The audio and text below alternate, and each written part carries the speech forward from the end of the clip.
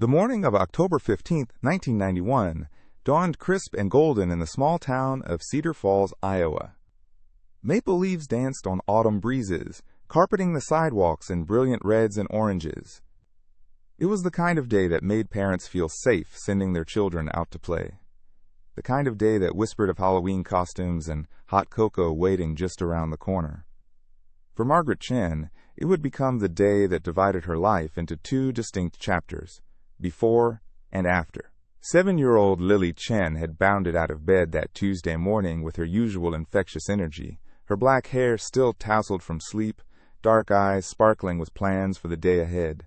She'd insisted on wearing her favorite purple sweater, the one with tiny silver stars scattered across the front, paired with worn jeans and her treasured light-up sneakers that blinked red with every step.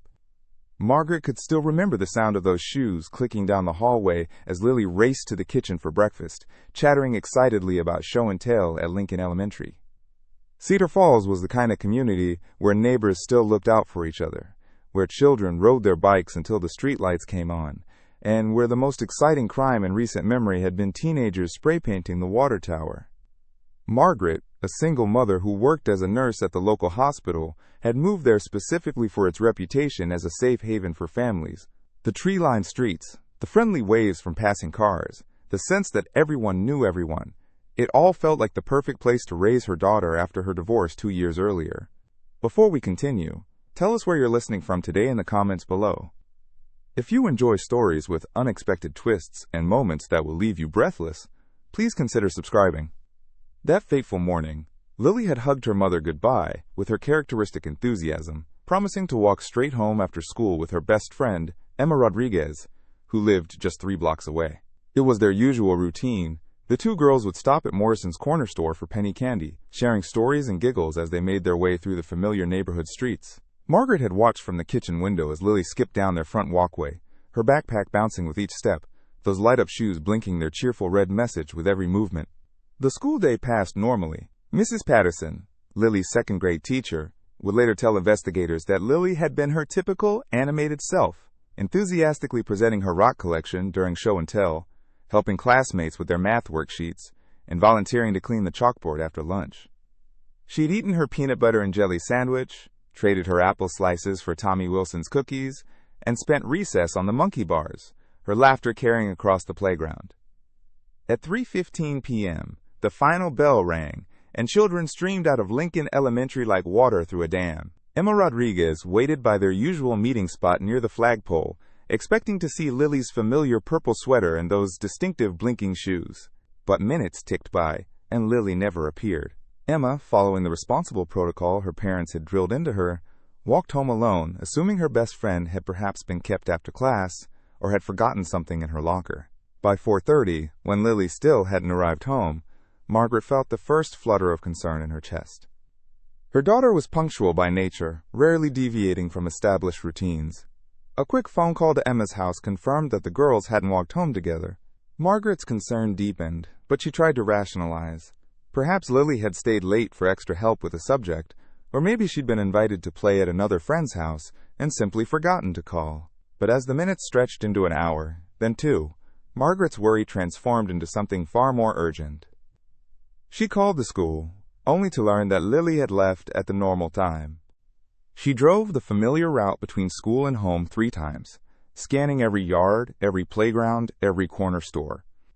She knocked on neighbors, doors, called parents of Lily's classmates, and checked every place a 7-year-old might conceivably go. By 6 o'clock that evening, Margaret Chen's world had collapsed into a nightmare that felt both surreal and terrifyingly concrete. The Cedar Falls Police Department, initially hesitant to classify a missing child case so quickly, began to take the situation seriously when Officer Janet Morrison arrived at the Chen household. Morrison, a 20-year veteran of the force and a mother herself, recognized the genuine terror in Margaret's eyes and the concerning fact that Lily had never before deviated from her established routine without permission. Detective Ray Sullivan was called in to lead the investigation. A methodical man in his early 50s with graying temples and kind, but sharp blue eyes, Sullivan had handled missing persons cases before, though none involving children in Cedar Falls. He arrived at Margaret's modest two-story home on Elm Street as the sun was setting, casting long shadows across the front yard where Lily's bicycle still sat propped against the garage, waiting for its owner's return. The house itself told the story of a loving mother and daughter's life together. Family photographs lined the mantelpiece, showing Lily's progression from chubby toddler to gap-toothed first grader to the confident 7-year-old she'd become. Margaret had kept Lily's room exactly as she'd left it that morning. Bed hastily made, stuffed animals arranged in their designated spots, homework from the previous night still spread across her small desk. On the nightstand sat Lily's most treasured possession, a pink and purple electronic toy called My Secret Voice Recorder, a gift from her grandmother the previous Christmas. Detective Sullivan conducted his initial interview with Margaret in the living room, his notepad balanced on his knee as he gathered the basic facts. Margaret's voice remained steady as she recounted Lily's morning routine, but her hands trembled as she twisted her wedding ring, a habit she'd retained even after her divorce. She described her daughter as outgoing but cautious, friendly with neighbors, but never one to wander off without permission, curious about the world, but respectful of boundaries that had been clearly established. The physical search began that very evening. Cedar Falls may have been a small town, but it was surrounded by farmland, wooded areas, and the Cedar River that meandered through the county. Officer Morrison organized volunteers from the community, neighbors, parents, teachers, and local business owners who had known Lily since she was a toddler. They spread out in systematic grid patterns, calling her name, checking barns and outbuildings, searching along creek beds, and through the municipal park where Lily often played. As the hours passed, the search expanded. The state police were notified, and by midnight, investigators from the Iowa Division of Criminal Investigation had arrived to assist. They brought with them specialized equipment, trained search dogs, and the grim expertise that comes from handling cases where children disappear without explanation. The dogs were given items from Lily's room, her pajamas, her favorite stuffed rabbit, and they tracked her scent to the school, along the familiar route toward home, and then, mysteriously, the trail went cold just 6 blocks from Lincoln Elementary. Margaret refused to sleep that first night, instead sitting on her front porch, wrapped in one of Lily's fleece blankets, watching the flashlights of searchers move through the darkness like fireflies. Neighbors brought her coffee and sandwiches she couldn't eat, offering words of comfort that felt hollow against the enormity of her fear.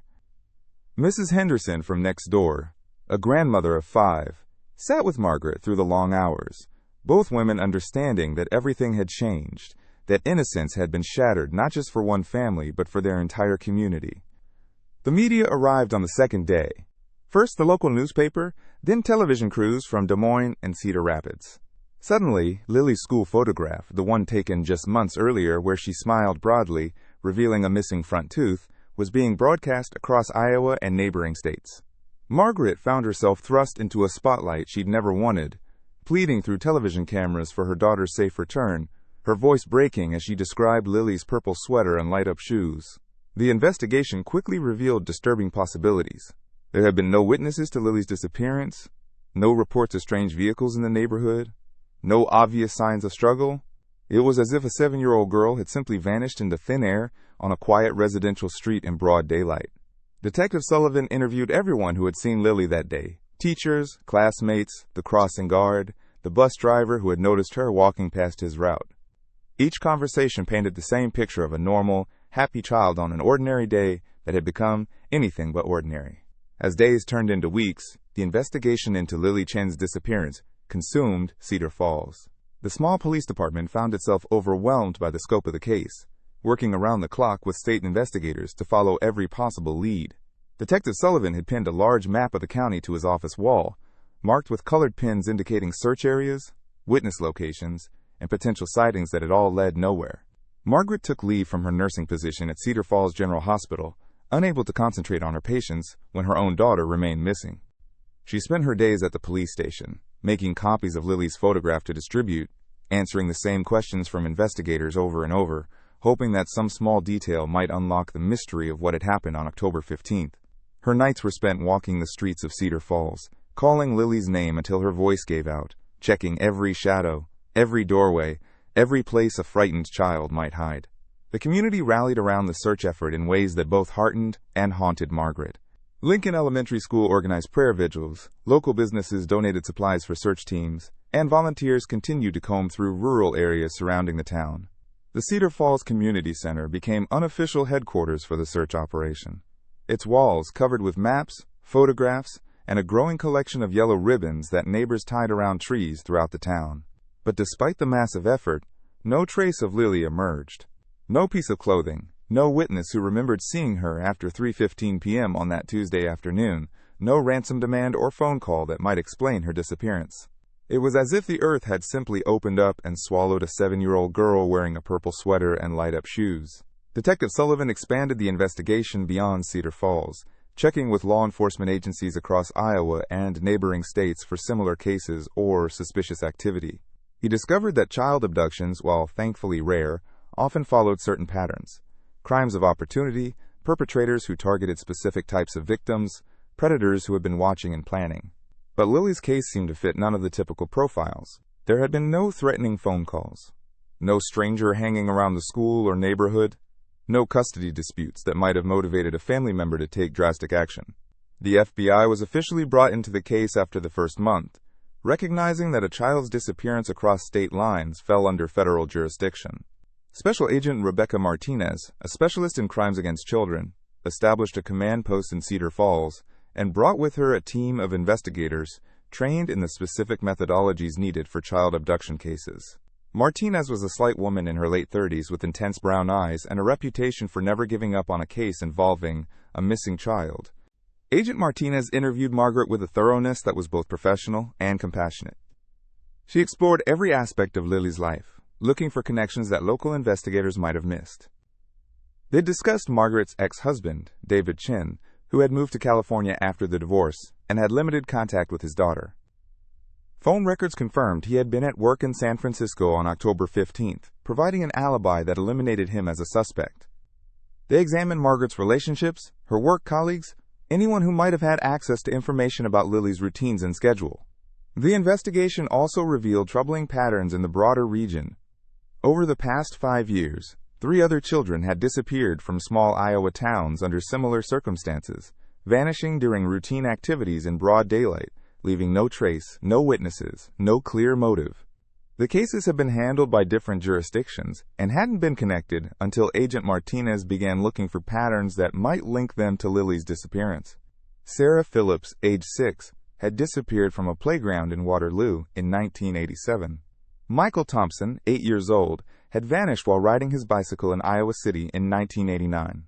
Jessica Morrison, 7, had disappeared from a school bus stop in Dubuque just 18 months before Lily went missing. All 4 children shared certain characteristics. They were between the ages of 6 and 8. They had dark hair. They were considered responsible children who wouldn't normally go with strangers. And in each case, they had simply vanished without a trace during routine daily activities. This revelation both horrified and oddly comforted Margaret. Horrified because it suggested that a predator was systematically targeting children across Iowa, but oddly comforted because it meant Lily's disappearance wasn't random, wasn't somehow Margaret's fault for not being vigilant enough or protective enough. If there truly was a pattern, then there might also be evidence that could lead investigators to whoever was responsible. The media coverage intensified as the FBI's involvement became public knowledge. Lily's case was featured on national television programs dedicated to finding missing children. Her photograph appeared on milk cartons and grocery store bulletin boards across the Midwest. Margaret found herself giving interviews to reporters from major newspapers and television networks, each time reliving the nightmare of that October morning, each time pleading for anyone with information to come forward. Winter arrived in Cedar Falls with a brutality that seemed to mirror the community's collective grief. Snow covered the yellow ribbons that still hung from trees throughout the town, and the search efforts that had been so intensive in the first months after Lily's disappearance were forced to adapt to the harsh Iowa weather. Margaret Chen had lost 20 pounds since October, her face gaunt with exhaustion and stress, her dark hair now showing streaks of premature gray that spoke to the toll that uncertainty and fear had taken on her body and spirit. Detective Sullivan and Agent Martinez continued their investigation through the winter months, but leads had grown scarce, and the daily reality of police work meant that other cases demanded their attention as well. Sullivan found himself torn between the need to follow new investigations and his personal commitment to finding Lily Chen. He had developed a deep respect for Margaret's strength and determination, and her daughter's disappearance had become more than just another case file on his desk. It had become a personal mission. The house on Elm Street felt like a mausoleum to Margaret. Every room contained memories of Lily: the kitchen table where she'd eaten her last breakfast, the living room where she'd watched cartoons that final morning, the bedroom that remained exactly as Lily had left it on October 15th. Margaret's sister Patricia had flown in from Portland in November and had gently suggested that perhaps it was time to pack away some of Lily's belongings, that keeping the room as a shrine might not be healthy for Margaret's emotional recovery. But Margaret couldn't bring herself to change anything. Lily's clothes still hung in her closet, her school supplies remained arranged on her desk, and her collection of stuffed animals continued their silent vigil from their positions on her bed. The pink and purple My Secret voice recorder still sat on the nightstand, its batteries long since dead, but Margaret couldn't bear the thought of removing it. It had been Lily's favorite toy, a simple electronic device that allowed children to record short messages and play them back, something that had provided endless entertainment for a creative 7-year-old. Christmas of 1991 passed in a blur of forced normalcy and private anguish. The Chen family had always celebrated the holiday with enthusiasm, decorating their tree while Christmas music played, baking cookies that filled the house with the scents of cinnamon and vanilla, wrapping presents that were carefully hidden until Christmas morning. This year, Margaret couldn't bring herself to put up decorations, but neighbors had quietly placed a small wreath on her front door and strung lights along her porch railing, gentle gestures of support that acknowledged her loss while refusing to let her disappear into her grief entirely. The investigation had expanded beyond Iowa's borders, with federal agents coordinating with law enforcement agencies across the Midwest to look for connections between Lily's case and other missing children. Agent Martinez had created a comprehensive database of similar disappearances dating back 10 years, looking for patterns in timing, location, victim characteristics, and methodology. The work was painstaking and often discouraging, but it had yielded some troubling possibilities. A task force was formed specifically to investigate what investigators had begun calling the Iowa missing children cases.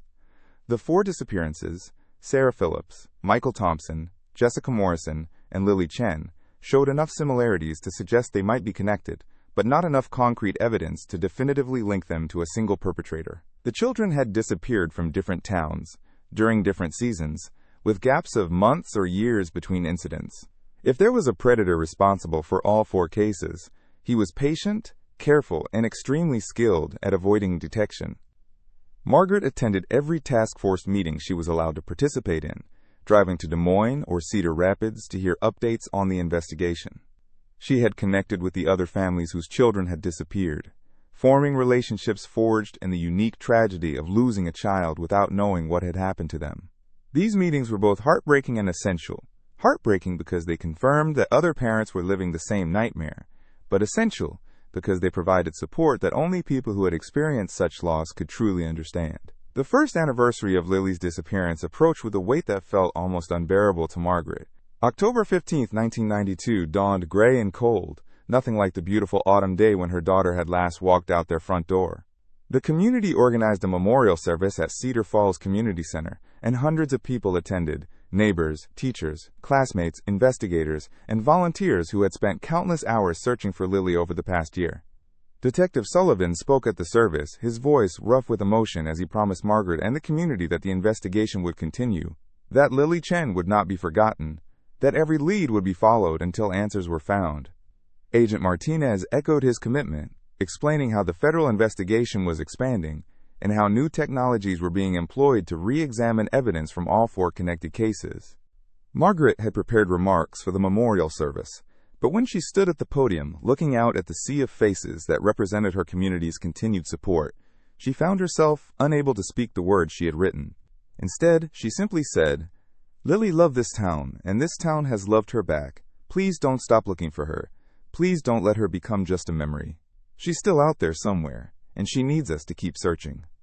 The years that followed Lily's disappearance settled into a rhythm of persistent investigation, punctuated by moments of false hope and crushing disappointment.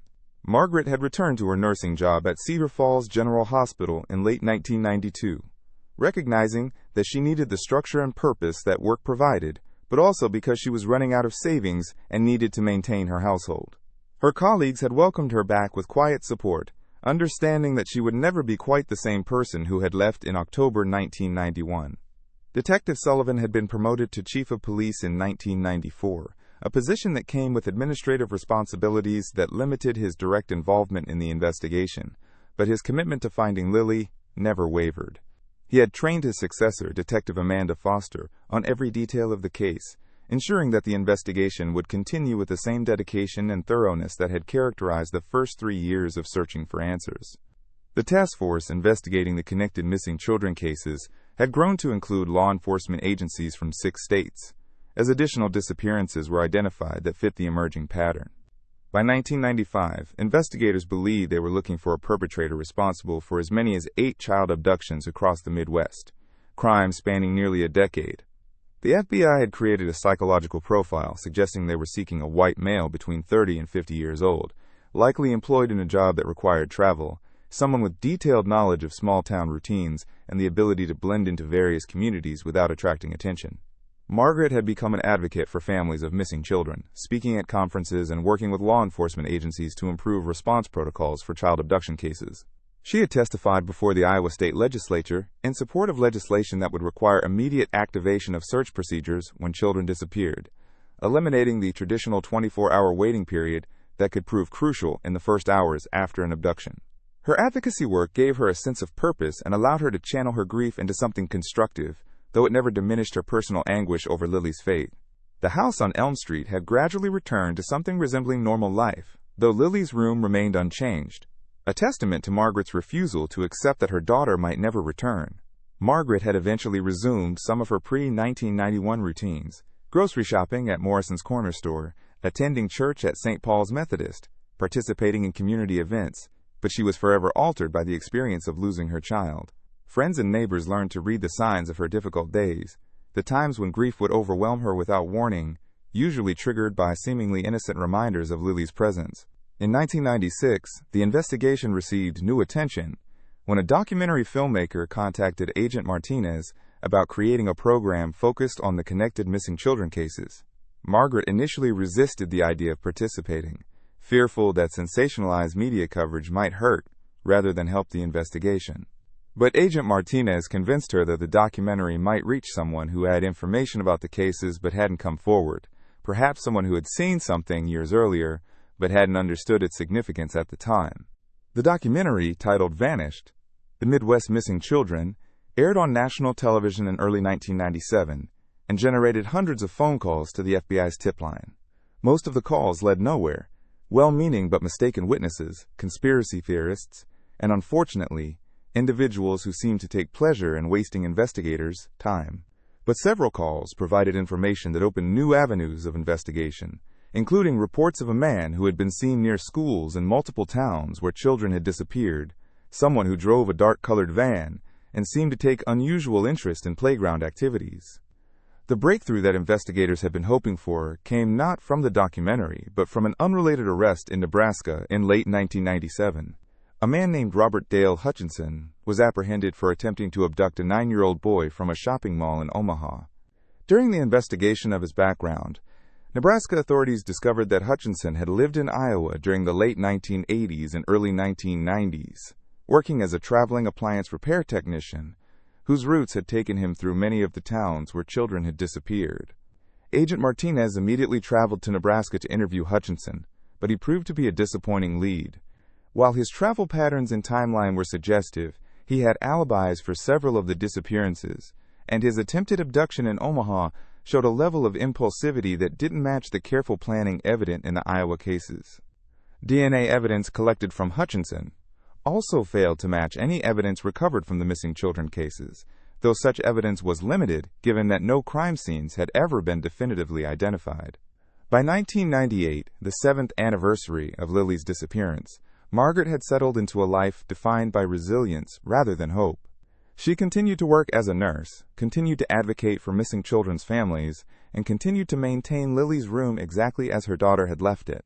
She had developed friendships with other parents whose children had never been found, relationships that provided understanding and support that no one else could offer.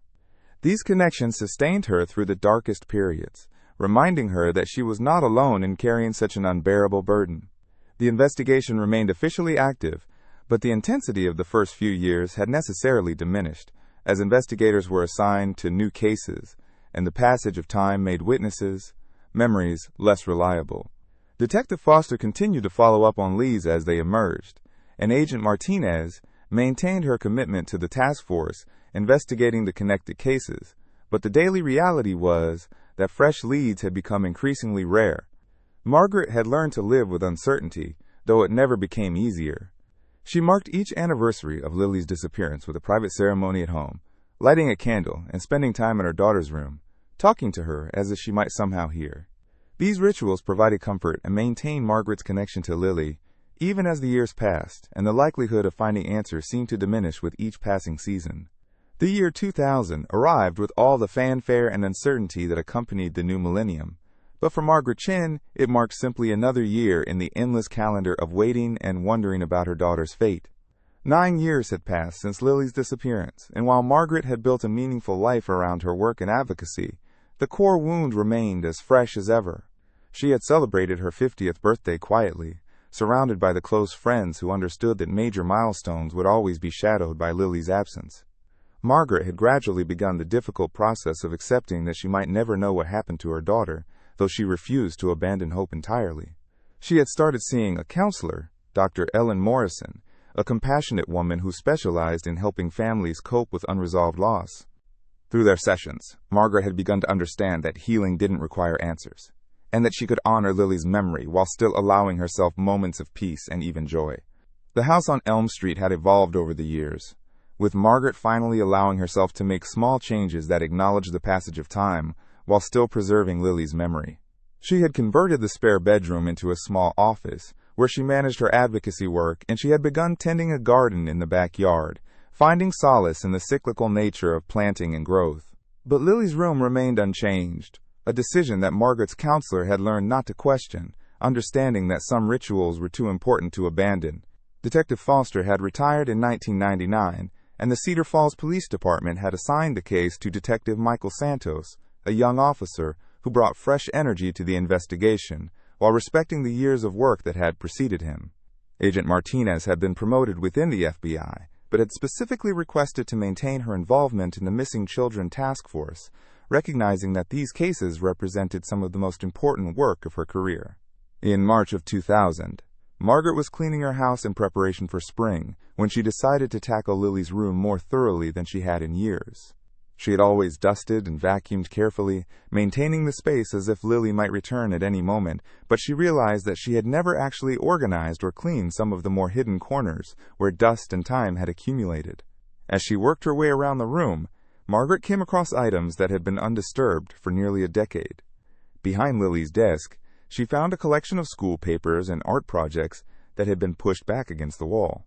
Under the bed, she discovered several toys that had apparently rolled out of sight and been forgotten. And on the nightstand, she paused at the pink and purple My Secret Voice recorder that had been Lily's treasured possession. The toy had sat in the same position for 9 years, its batteries long dead, its bright colors slightly faded from sunlight streaming through the bedroom window. Margaret picked it up, running her fingers over its smooth plastic surface, remembering how Lily had carried it everywhere during the months before her disappearance, recording silly songs, secret messages to herself, and endless streams of consciousness that had provided insight into her daughter's active imagination. On impulse, Margaret decided to see if the toy might still function with fresh batteries. She made a trip to Morrison's Corner store, the same store where Lily had bought penny candy on her way home from school, and purchased a package of AA batteries. Back in Lily's room, she carefully opened the battery compartment and installed the new batteries, half expecting nothing to happen after so many years. But the toy's LED display flickered to life, showing that it had retained some stored recordings even after years without power. Margaret's heart began to race as she realized that she might be about to hear her daughter's voice for the first time in nearly a decade. She pressed the playback button with trembling fingers, unsure whether she was emotionally prepared for what she might hear. The first recording was exactly what Margaret expected. Lily singing a nonsensical song she had apparently made up, her 7-year-old voice bright and cheerful. The second recording captured Lily practicing for a school presentation, rehearsing facts about butterflies, with the serious concentration she brought to her academic work. Margaret found herself crying and laughing simultaneously, overwhelmed by the joy and pain of hearing her daughter's voice again. But as she continued playing through the stored recordings, Margaret encountered something that made her blood run cold. The final recording on the device was not Lily's voice at all. It was the voice of an adult man, speaking in calm, measured tones that immediately struck Margaret as deeply wrong. The man was giving Lily detailed instructions about keeping secrets, about special games that grown-ups and children could play together, about the importance of not telling parents about certain kinds of friendships. Margaret's hands shook so violently that she nearly dropped the toy recorder as the stranger's voice continued to emanate from the small speaker. The man spoke to Lily with a familiarity that suggested previous conversations, referring to games they had apparently played before, promising special treats and adventures if she would continue to keep their friendship secret from her mother. The recording lasted nearly 3 minutes, and with each word, Margaret felt her world tilting on its axis as she realized that someone had been grooming her daughter in the weeks or months before her disappearance. Without hesitation, Margaret called Detective Santos, her voice barely steady enough to explain what she had discovered.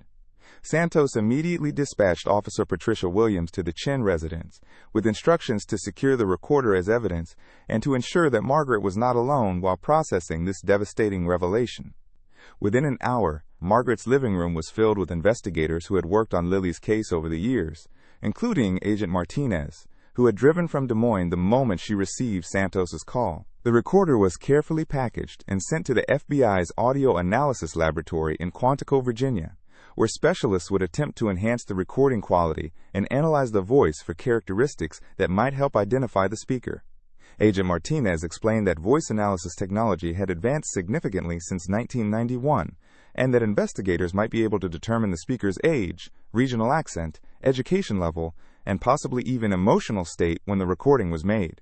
While waiting for the lab results, investigators began reconstructing Lily's activities in the weeks before her disappearance with renewed focus.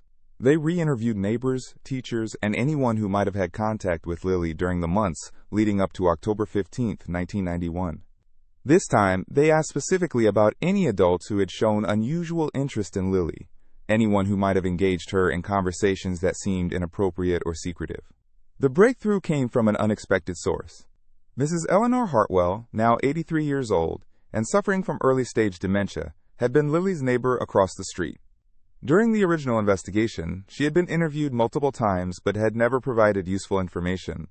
However, when Detective Santos visited her again in 2000, armed with specific questions about adults who might have spoken to Lily, Mrs. Hartwell suddenly remembered something that had seemed insignificant at the time. She recalled seeing Lily talking to a man near the school playground on several occasions in the weeks before her disappearance. The man had been well-dressed, perhaps in his 30s, and had been sitting on a bench reading while children played. Mrs. Hartwell remembered thinking it was unusual for a man without children to spend so much time at the playground, but she had assumed he worked at the school or was perhaps waiting to pick up a child. Most importantly, she remembered that he had driven a dark blue van with what appeared to be some kind of business logo on the side. Agent Martinez immediately recognized the significance of this description, as it matched reports from several other towns where children had disappeared. The task force had been searching for a man with a van for years, but they had never had such a specific description of his interactions with potential victims. This new information suggested that the perpetrator spent considerable time observing and grooming children before taking them, a pattern that was consistent with the careful planning evident in all the connected cases. The FBI laboratory completed its analysis of the voice recording within 10 days, providing investigators with a detailed profile of the speaker. The voice belonged to a white male, approximately 35 to 40 years old at the time of the recording, with a slight Midwestern accent, but no strong regional dialects. The speaker demonstrated above-average education and intelligence, spoke with confidence and authority, and showed no signs of nervousness or emotional instability. Most chillingly, the analysis suggested that the speaker had significant experience in manipulating children, as evidenced by his sophisticated understanding of psychological grooming techniques. Armed with this new evidence and Mrs. Hartwell's description, investigators began focusing their attention on individuals who would have had legitimate reasons to be in multiple Iowa towns during the late 1980s and early 1990s. They expanded their search to include traveling salesmen, repair technicians, delivery drivers, consultants, and anyone whose work would have required regular travel throughout the region. The dark blue van became a central focus of the investigation, with agents checking business registrations, vehicle records, and commercial insurance databases. The task force also reached out to law enforcement agencies in neighboring states, sharing the voice recording and asking them to check their own files for similar cases or reports of suspicious men approaching children near schools. The response was immediate and alarming. Reports came in from Missouri, Illinois, Wisconsin, and Minnesota, describing incidents that matched the pattern investigators were documenting in Iowa. Margaret found herself at the center of a reinvigorated investigation that brought both hope and additional anguish. The discovery of the recording had provided the most significant lead in 9 years, but it also confirmed her worst fears about what Lily had experienced before her disappearance. The knowledge that her daughter had been targeted, groomed, and manipulated by a predator filled Margaret with rage and grief that threatened to overwhelm her hard-won emotional stability. Dr. Morrison helped Margaret process the complex emotions surrounding the discovery, helping her understand that while the recording was disturbing, it also represented the best chance investigators had ever had of finding answers about Lily's fate. Margaret threw herself into supporting the renewed investigation, working with agents to analyze every detail of the recording, helping them understand Lily's personality and reactions, and providing insight into how her daughter might have responded to the predator's manipulation. The investigation expanded rapidly as summer 2000 progressed, with federal agents following leads across multiple states and the task force growing to include investigators from law enforcement agencies throughout the Midwest. For the first time in years, Margaret allowed herself to hope that answers might finally be within reach, that the 9-year nightmare of not knowing might finally come to an end. By autumn of 2000, the investigation had consumed the resources of multiple law enforcement agencies as investigators followed the trail of evidence that had emerged from Lily's toy recorder. The voice analysis had been shared with police departments across the Midwest, generating dozens of tips and potential matches.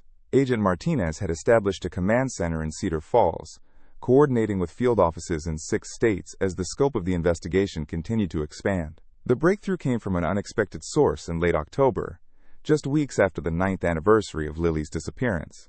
Detective Thomas Brennan from the Missouri State Police contacted Agent Martinez with information about a case that had haunted him for years. In 1993, a maintenance worker at a rural elementary school in Missouri had been fired for inappropriate contact with children. The man, identified as David Wayne Patterson, had worked for a regional maintenance company that contracted services to school districts across Iowa, Missouri, and Illinois during the exact time period when children had been disappearing. Detective Brennan had kept Patterson's file active because the man had simply vanished after being terminated, never collecting his final paycheck and leaving no forwarding address. More significantly, Patterson had driven a dark blue van with Heartland Maintenance Services painted on the sides, and his work schedule had placed him in or near every town where a child had disappeared during the suspected timeline. The Missouri detective had been trying to locate Patterson for 7 years, but the man had effectively disappeared as completely as the children he was now suspected of taking. Agent Martinez immediately flew to Missouri to review Patterson's employment records and personnel file. What she discovered painted a chilling picture of a predator who had used his position as a school maintenance worker to gain access to children and study their routines. Patterson had been 36 years old in 1991, matching the FBI's psychological profile perfectly. His work assignments had required him to spend several days at each school, providing ample opportunity to observe children, identify potential victims, and establish the kind of relationship that would make a child trust him enough to approach his van willingly. The personnel file revealed that Patterson had been hired by Heartland Maintenance Services in 1986, despite a background that included 2 previous terminations from jobs involving children. His supervisor had noted that Patterson seemed to take unusual interest in the children at the schools where he worked, often volunteering for assignments that would place him near playgrounds or in areas where students congregated. Several teachers had complained about his tendency to engage children in lengthy conversations, but these reports had been dismissed as overly cautious concerns about a man who was simply friendly with kids. Most damning was the discovery that Patterson's work schedule perfectly aligned with the timeline of disappearances across the region. He had been assigned to Lincoln Elementary School in Cedar Falls for a week-long boiler repair project in September 1991, just 1 month before Lily vanished. During that time, he would have had daily opportunities to observe Lily's routines, identify her as a potential victim, and begin the grooming process that was evident in the recording found on her toy. The FBI immediately issued a nationwide alert for David Wayne Patterson, distributing his photograph and description to law enforcement agencies across the country. The man they were seeking was now 45 years old, approximately 6 feet tall with brown hair and blue eyes, possibly driving a van or truck that would allow him to transport victims. His social security number had not been used since 1993, suggesting that he had either assumed a false identity or was living off the grid entirely. Margaret was informed of these developments during a meeting at the Cedar Falls Police Department, where Agent Martinez carefully explained the significance of what investigators had discovered. For Margaret, learning that the man who had taken her daughter was real, identifiable, and potentially within reach brought a mixture of vindication and terror. The 9 years of uncertainty had been agonizing, but they had also protected her from having to confront the specific evil that had destroyed her family. The search for Patterson intensified as investigators traced his movements after leaving Missouri in 1993. They discovered that he had briefly worked for a construction company in Oklahoma under an assumed name, but had disappeared again when coworkers began asking questions about his background. There were unconfirmed sightings in Texas, Arizona, and Colorado over the years, but nothing substantial enough to provide a current location. As winter approached, the investigation faced the frustrating reality that Patterson had successfully hidden himself for 7 years and might continue to evade capture indefinitely. However, Agent Martinez refused to let the case go cold again, understanding that they were closer to answers than they had ever been before. She worked with behavioral analysts to develop a profile of where Patterson might be living, how he might be supporting himself, and what kind of work he might be doing that would provide access to potential victims. The answer came through an unexpected channel in December 2000. A social worker in Phoenix, Arizona, contacted the FBI about a maintenance worker at an after-school program who had been terminated for inappropriate behavior with children. The man had given his name as Daniel Parks, but when questioned by supervisors, he had fled before police could be contacted. The description matched Patterson perfectly, and security cameras at the facility had captured clear images of the suspect. Federal agents arrived in Phoenix within hours, but Patterson had once again vanished, apparently aware that his identity had been discovered.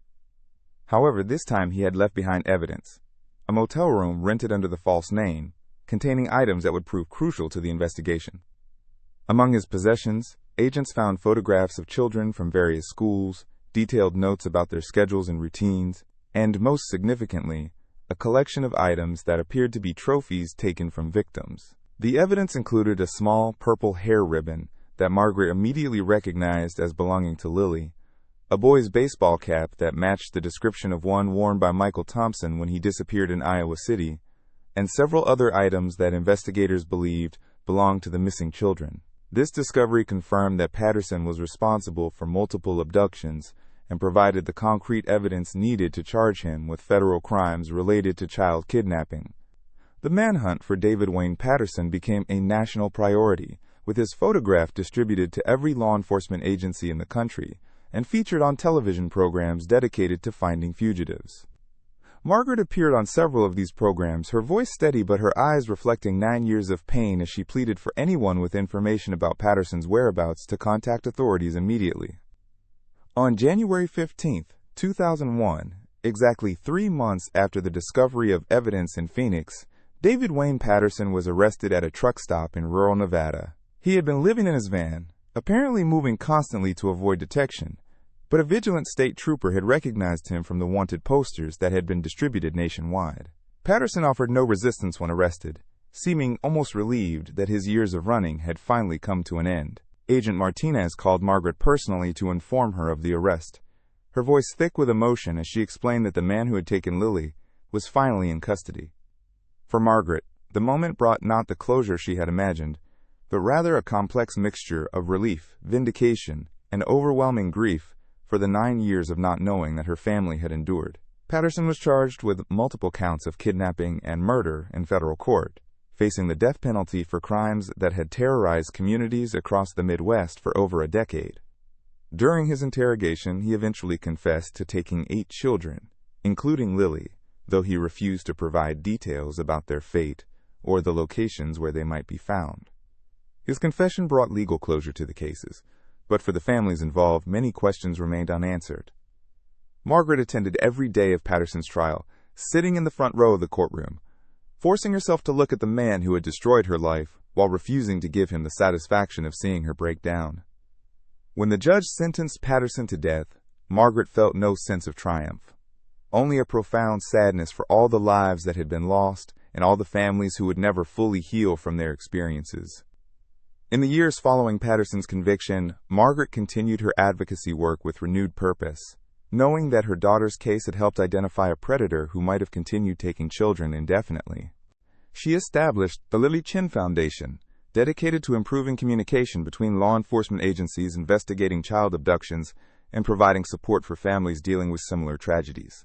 The house on Elm Street remained Margaret's home, and Lily's room remained unchanged, though Margaret's relationship with the space evolved as she processed the knowledge of what had happened to her daughter. The pink and purple voice recorder was returned to her after the trial, and she placed it back on Lily's nightstand, understanding that it would always represent both the worst moment of her life and the key that had finally unlocked the mystery of her daughter's disappearance. Margaret never remarried, never had other children, but she built a meaningful life around honoring Lily's memory and working to protect other children from experiencing similar fates. On quiet evenings, she would sometimes sit in Lily's room, talking to her daughter as if she were still 7 years old, sharing news about the community that had never forgotten her and the foundation that bore her name. The light-up shoes that Lily had worn on that last morning were never found, but Margaret often imagined them still blinking their cheerful red message somewhere in the darkness. A reminder that some lights continue to shine even when we can no longer see them, and that love persists even when the ones we love are gone. What moment in this story resonated with you the most? Share your thoughts in the comments below, and if you enjoyed this narrative, please subscribe to my channel. Your support means the world to me and helps keep these stories coming.